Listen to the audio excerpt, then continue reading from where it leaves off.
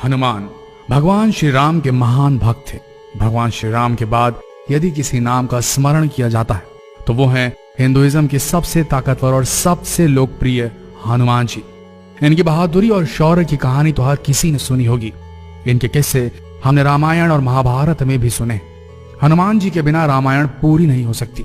रामायण काल में जन्मे हनुमान सैकड़ों सालों बाद महाभारत काल में भी जिंदा थे।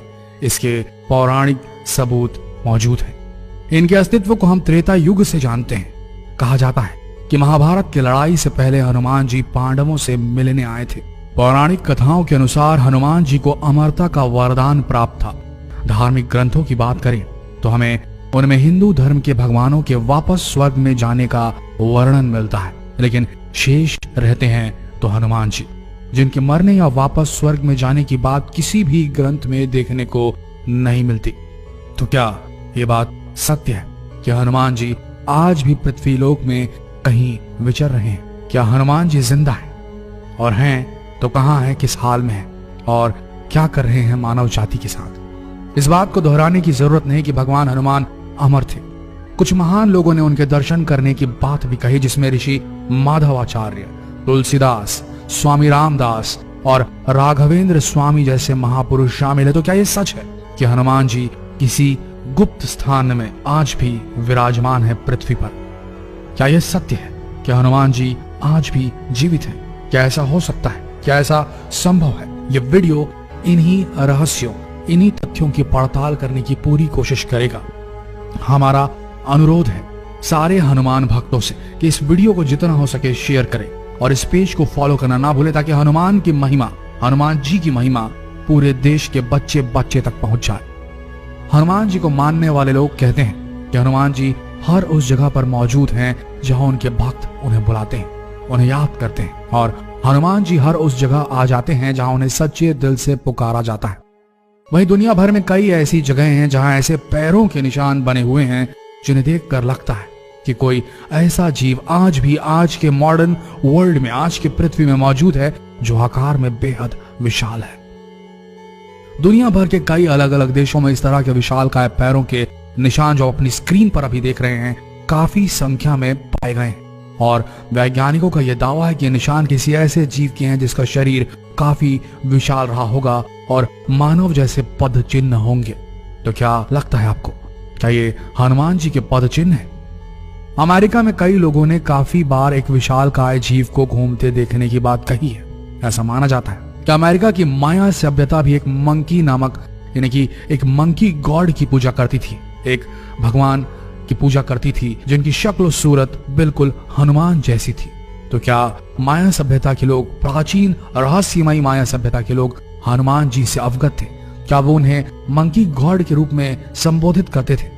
बात सिर्फ अमेरिका की माया सभ्यता की हो तो समझ में आता है, लेकिन ऐसा ही कुछ वर्णन, ऐसे ही कुछ लोकोक्तियां, ऐसे ही कुछ लोक कथाएं चीन में भी मिली हैं। चीन की दंत कथा में भी एक मंकी किंग का जिक्र मिलता है जो बहुत हद तक हमारे हनुमान जी से मिलते जुलते हैं, और ये सारे सबूत यही इशारा करते हैं कि हमारे हनुमान जी आज भी हमारी धरती पर हमारे बीच मौजूद हैं। इस बात का प्रमाण हमें श्रीलंका में रह रहे एक आदिवासी कबीले से भी मिलता है। कहते हैं जब भगवान राम ने अपना मानव शरीर छोड़ दिया था, तब हनुमान अयोध्या छोड़ भगवान राम की याद में श्रीलंका के जंगलों में मेदुर पर्वत की तरफ चले गए थे। जी हाँ, मेदुर पर्वत। मेदुर पर्वत में जंगली आदिवासियों ने हनुमान जी की बहुत सेवा की।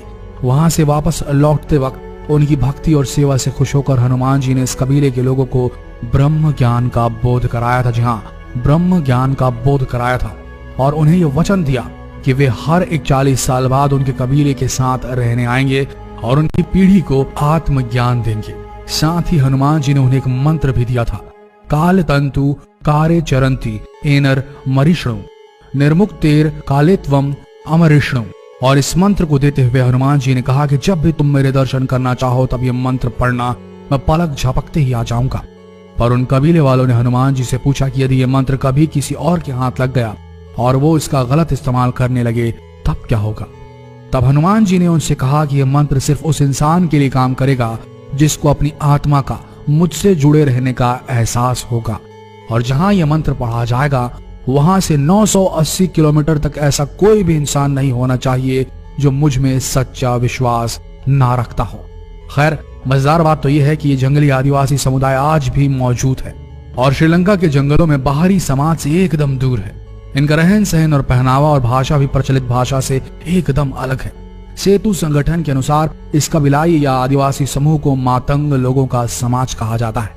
इस समुदाय पर लोगों का ध्यान तब गया जब सेतु नामक एक आध्यात्मिक संगठन ने इस आदिवासी समुदाय की कुछ अजीबो गरीब गतिविधियों को नोटिस किया। इस संगठन ने उनको और अच्छी तरह से जानने के लिए जंगली जीवन शैली अपनाई और इनसे संपर्क साधना शुरू किया। संपर्क साधने के बाद उन समूह से उन्हें जो जानकारी मिली उसे वो जानकर हैरान रह गए। दरअसल ये अजीब गतिविधियां एक पूजा का हिस्सा थी जो हर 41 साल में हनुमान जी के आने पर की जाती थी। और ये लोग इस अजीब एक्टिविटी को इसीलिए करते थे क्योंकि हनुमान जी उस समय उनके साथ थे। सिर्फ कबीले वाले उन्हें देख सकते थे। जो संगठन सेतु था उसके अनुसार इन आदिवासियों के मुखिया बाबा मतंग ने हनुमान जी के द्वारा उस प्रवास के दौरान किए गए हर कार्य और उनके द्वारा बोले गए प्रत्येक शब्द का एक मिनट का विवरण अपनी एक पुस्तिका हनु पुस्तिका में नोट किया हुआ है। हनु पुस्तिका के अनुसार हनुमान जी 27 मई 2014 में कबीले वालों को आत्मज्ञान देकर वहां से चले गए और इसके बाद अब 41 साल बाद यानी कि 2055 में आएंगे। यह पुस्तक अब सेतु एशिया नामक एक धार्मिक संगठन के पास है और वो लोग इस पुस्तक को मेदुर पर्वत की तलहटी में स्थित अपने आश्रम में संभाल कर रखते हैं। इसका आधुनिक भाषाओं में अनुवाद करने में जुटे हुए हैं ताकि हनुमान जी के चिरंजीवी होने के रहस्य को जाना जा सके। लेकिन इन आदिवासियों की भाषा पेचीदा और हनुमान जी की लीलाएं उससे भी ज्यादा पेचीदा होने के कारण इस पुस्तिका को समझने में काफी समय लग रहा है। तो क्या सोचना है, क्या मानना है हनुमान भक्तों आपका? क्या हनुमान जी वाकई में आज भी पृथ्वी पर विचरते हैं? क्या भगवान हनुमान आज भी पृथ्वी पर विराजमान है? क्या लगता है आपको?